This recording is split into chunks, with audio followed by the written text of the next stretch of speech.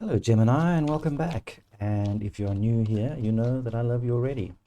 This is going to be a love and relationships reading for July. And as usual, we're going to do it in three parts. First of all, just have a look at your state of mind, where you're coming from, where you're headed to. And then we're going to have a look at your path through July and some advice. And then we're going to clarify right at the end with a couple of cards from the universe. Do like and subscribe. And there's a link to a Buy Me a Coffee in the bottom as well, if you feel so inclined. Spirit, what do we have for Gemini? For love and relationships for July. That popped out.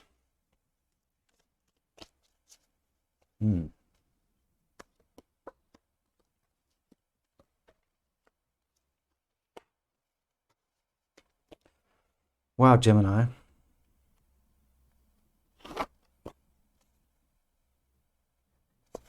So the card that I have representing you this month is the Magician. And for me, this represents that you've come through some sort of transformation, like you've learned a bunch of stuff about yourself, and now you're in a state of feeling that you have all the tools now to work on your relationship, to work on your loves, to work on that person. Like you feel you're putting the pieces together, and you figured out if there was something missing. You found all the tools. Like you really feel that that's the state that you're in. And your challenge for the month is your ego. So what the universe is saying is, yes, you've got all these tools and stuff together, but perhaps the only challenge you have left is to work on your ego. Because in your heart space, just shows an absolute readiness, a readiness to, and this could be represent an older person, or certainly somebody who's more mature than how you see yourself, or more mature than you would usually look at, let's put it that way, or more mature than you're accustomed to. And where you're coming from is the Queen of Cups. And when I have the King and Queen of Cups in the same reading, normally represents an absolute soulmate connection. So it's as if you, this month, readying yourself for your soulmate, whether you with that person or not, and there've been some disagreements perhaps. I think you've done work on yourself and figured that out, because as I say, where you're coming from is the Queen of Cups, and we have the King of Cups. So you've been doing some work on self-love, and this is what's resulted in your work. And in your headspace, I have the Ace of Coins, and this is a new start. So you have all these tools now. I see this soulmate connection coming up very strongly, and I see you wanting a new start, or making a new start. Certainly in your head, that's like all-encompassing for you at the moment. And then in the near future, I see the Ten of Cups coming in, and that's fulfillment. That's emotional fulfillment. So whether or not the soulmate connection is physically coming in for you, I see you as having these tools, and that on its own is going to keep you, or put you in a space of emotional fulfillment, whether or not there's another person in your life.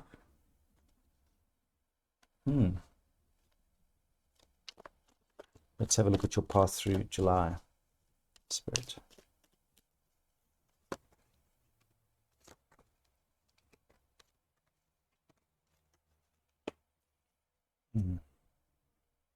So the voice in your head, your insecurity, is you wondering, am I making the right choice? You know. So you've certainly been pondering whether to go or to stay. You know, or must I look further afield? Is this really the one that I want? Because there's soulmate connection, energy is so strong, and perhaps you haven't found that person yet, but you certainly like looking to your horizon, looking ahead, looking forward, and that's your insecurity is your choice or your choices. Like you're not secure enough to make that choice either within yourself or between two people, perhaps, or two paths. And it's a subtle decision, and you know it's subtle, and it's bothering you. And the environment you're operating in, and this can often represent the person you're thinking of, is it's open for messages to come in. And they can be small and subtle messages. But certainly it feels like there's like something that's opening and ready to move in, something coming from the futures moving in towards you to meet you. It could be that person, but what I'm saying is the timing is there for this to be right.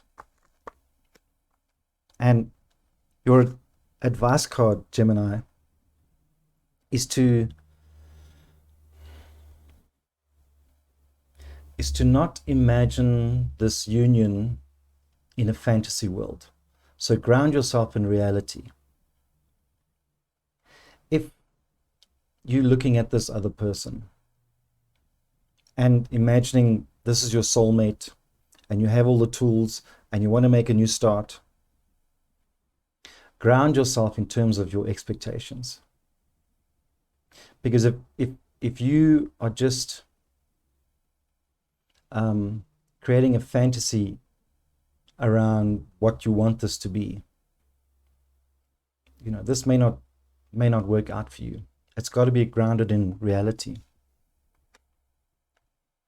And then your potential outcome is the 9 of coins, and that is so. You know, in my readings, always before we get to the outcome card, I have this advice card, and this is the actions that's required from you, okay, to realize this potential outcome. So the potential outcome is you being on target with your goals, with your so if you've got a certain person in mind and you really want it to work, the universe is saying it'll work out if you ground yourself in reality. So this is the action you need to take to get to this point. Because this card is like reaping what you've sowed. Okay.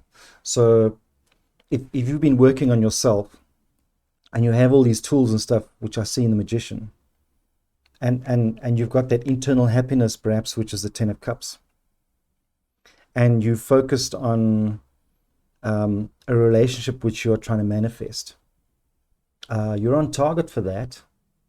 Okay. But just remember that grounding in reality. Let's get some clarifiers here. Spirit, I want to clarify this King and Queen of Cups first. King and Queen of Cups.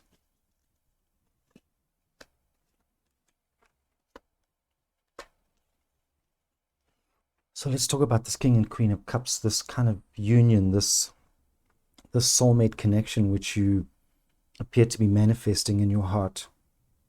One that you've been thinking about for a while, and now you are actively trying to manifest it. So I have the 3 of Cups, the Queen of Coins, and the 9 of Wands. And this is telling me that the potential is certainly there to celebrate.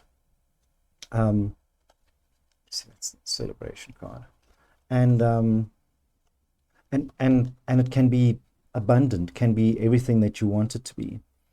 The Queen of Coins is the mother of stability. You know, she's the one that grounds you. You see, that's the grounding again.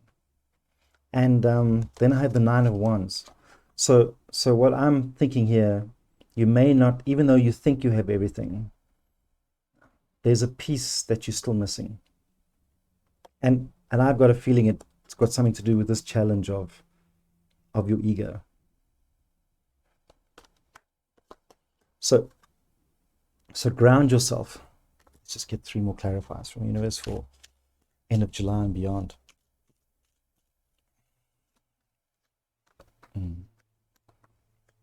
Wow.